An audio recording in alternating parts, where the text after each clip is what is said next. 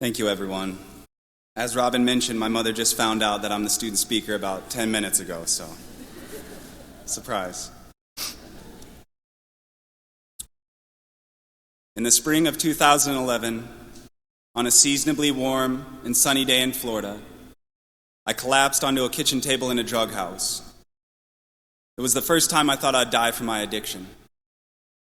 While my vision blurred, and while I slipped in and out of consciousness, all I thought of was my mother, and how I'd never see her again. The following day, when I woke up in withdrawal, I promised myself I'd never use again. Considering the drugs nearly claimed my life, I assumed that would be easy because I didn't want to die. But nothing is easy when you're dope sick. After fighting the urge to use for hours, I got in my car and set off toward that same drug house. On the way, I stopped at a McDonald's as a last-ditch effort to avoid using. I tried forcing myself to spend the last of my money on food. Feeling too sick to eat, I took a seat in the rear of that McDonald's and tried summoning the courage to turn my life around. I was 23 years old, hopeless, and nearing homelessness. I dropped out of college, lost my full-time job, and was soon to be discharged from the Army National Guard. I've been battling drug addiction for years, and the thought of living a better life felt more like a delusion than a possibility. I sat in that McDonald's and watched two kids squirm impatiently while their parents pulled burgers and fries out of brown bags. A few minutes into the meal, there was a moment when the mother said something to the daughter, and the whole family erupted in laughter. I wanted to believe there was still hope in my life for that kind of innocent joy. But that family's laughter felt as far from me as my own family, who at the time was living in Wisconsin. My mother and sisters, who are all here today, would call me from halfway across the country. They'd tell me they love me and urge me to seek help. Sitting in that McDonald's, I remember feeling split open by my mother's words. She would always say, "Son, I've never stopped believing in you." But on that day, watching the ordinary bliss of a family sharing lunch, I stopped believing in myself. I exited the restaurant, drove across a desolate stretch of highway, and injected the last of my money into my veins. It'd be another 7 years before I stepped foot onto this campus. And although I had been clean for a few years, and although my life was more colorful and stable then, I entered the doors of this university haunted by my past. I was certain it was only a matter of time before I would fail. But thankfully, I was not alone taking those first steps. I was surrounded by all my fellow graduates and the faculty here today. So I'm incredibly honored to speak on behalf of this 2022 graduating class. I'm honored to tell the story of how we all began this journey alone, with our own histories and our own pain. We all leaned on each other to make it this far. I can't think of a more perfect ending than for all of us to be together one last time on a beautiful Saturday afternoon. First, I want to thank every guest in attendance because many of us graduates are here today because of your tireless efforts.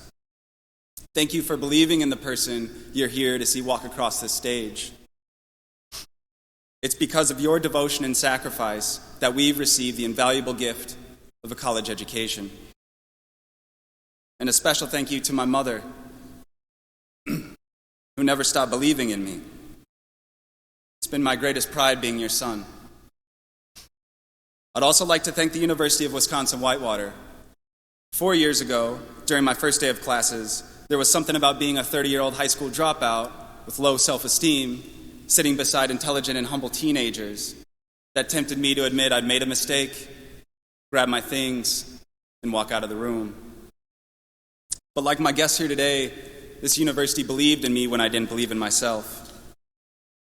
The University of Wisconsin-Whitewater accepted and nurtured me, helping me grow from that student with his head down in the hallways to the proud individual standing before you today. I'd like to thank a few of my professors. Donald Jellerson, I'm not sure which side you're on, but I'm going to assume you are all incredibly focused and enjoying this shout out right now. Donald, I'll never forget how I felt after your first Shakespeare lecture. It was then my dreams took shape. You're brilliant, hilarious, and so interesting to me that I may name something after you someday. Maybe a dog. So when visitors come to my house and ask, "Hey, what's your dog's name?" I can lean back and proudly say, "Oh, that's Donald Jellerson." Thank you to James Levy for always helping that overly enthusiastic guy who wouldn't stop asking you questions after class. Thank you for sacrificing time with your wife and daughter on the weekends to help me with my research. Your commitment to helping marginalized communities through historical research is truly a gift. Thank you to Nick Gulig for your rarefied wisdom and for helping me find hope in language. You write some of the best sentences I've ever read, and you wear really cool hats. This is, of course, the highest compliment any writer can receive. And a special thank you to my mentoring professor, Barrett Swanson. Barrett, thank you for teaching me how to write with purpose, but more importantly, for showing me how to live purposefully.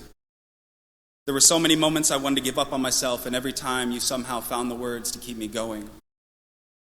You've changed my life more than you'll ever know, and for this I'll be forever grateful. If there's one thing I can say regarding this university's treatment of its students, it's that this school is dedicated to cultivating the potential of any student from any background. So many of us here today are living proof that this university's administration and faculty work with an unfettered devotion to helping students from underprivileged and non-traditional backgrounds succeed. But regardless of our given backgrounds, I know we've experienced our fair share of adversity between our first day on campus and now. So in recognition of all that we've overcome, can everyone in attendance please give this remarkable graduating class a hand?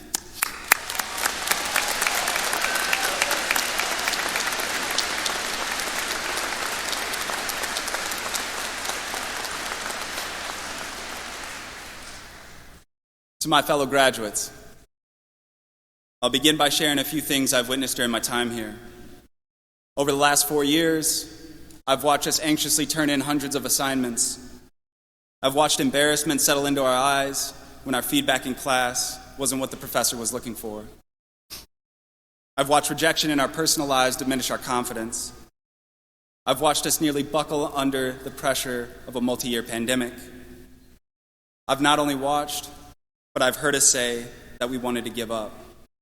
But thankfully, my fellow graduates, we've returned each and every day to class in hopes of making it to this moment. And we did it. We've made it. So now that we've made it, I suppose the question is, what's next? How do we positively affect our communities wounded by systemic injustice?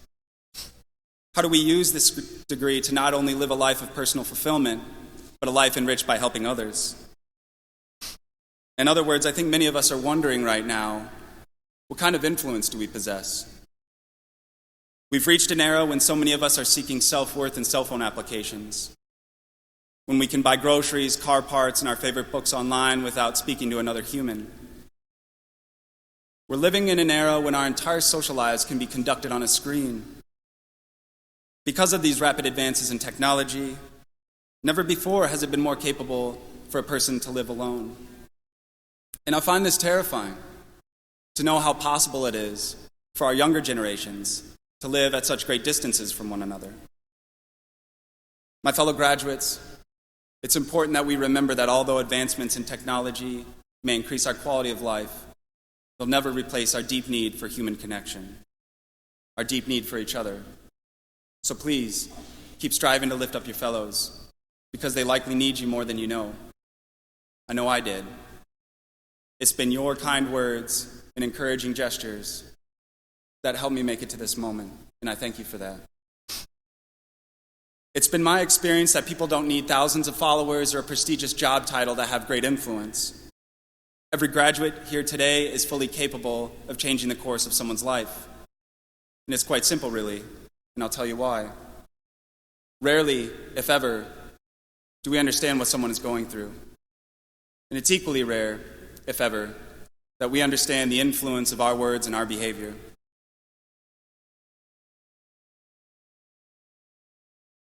Excuse me.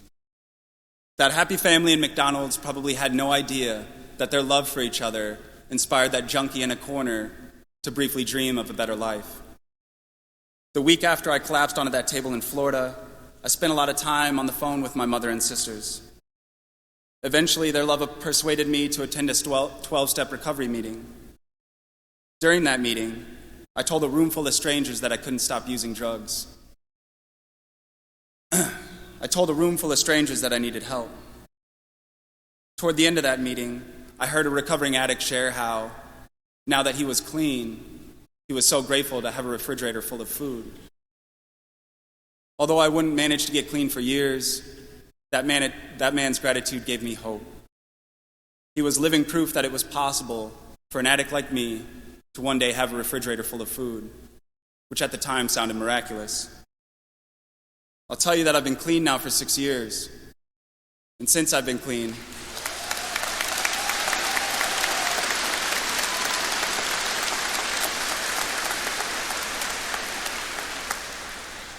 thank you. I've been clean now for 6 years, and since I've been clean, my fridge has never been empty, which still feels like a miracle today. Both the family in the McDonald's and the man in the meeting had no idea who I was, what pain I'd come from, or what freedom I'd one day enjoy. They didn't know that one day I'd be giving a commencement speech, proudly telling hundreds of people how I was accepted into graduate school at Vanderbilt University, and that this fall I'd continue pursuing my dream of becoming a published author and college professor.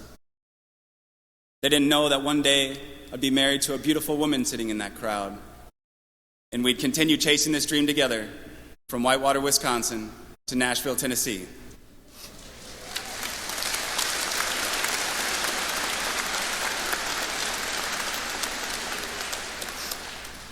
To my wife, Cameo, thank you for being the world's greatest best friend, and I love you. Fellow graduates, in a time so obsessed with the word influence, just remember that we'll likely never know what kind of influence we have. Let's remember that it can be something as simple as loving a family member over the phone, laughing at a McDonald's, or being grateful for the food in our fridge. That can be the difference between death and a college degree. In fact, in the coming weeks or months, you may cross paths with someone feeling as hopeless as I felt a decade ago. Someone who thinks they're going to die in their mid-20s. And maybe with a little bit of your love, he can stumble through the doors of a university. And maybe with a little more love, he can go on to attend graduate school and continue pursuing his dreams. But for that, my fellow graduates, he may need you. He may need to hear your laughter. He may need to feel your gratitude. So let's find a way each day to be grateful and laugh often, because it may help save someone's life. To all my fellow students of this 2022 graduating class, let's relish the moment we hear our names called today, because we've done this work. And let's not allow our celebration of this moment to end, because it won't be this day or this college degree that will be our ultimate triumph. It's all the challenges we overcame to get here. So please, enjoy, enjoy, enjoy. But remember, we must stay vigilant. Because after we've received hugs from loved ones, and after we've had some cake, or whatever it is we'll do to celebrate, our work has only begun. There are a lot of broken systems and broken people out there who need us. So let's go out into this world with this remarkable education we've received and make ourselves and our communities proud. I love you all. Thank you.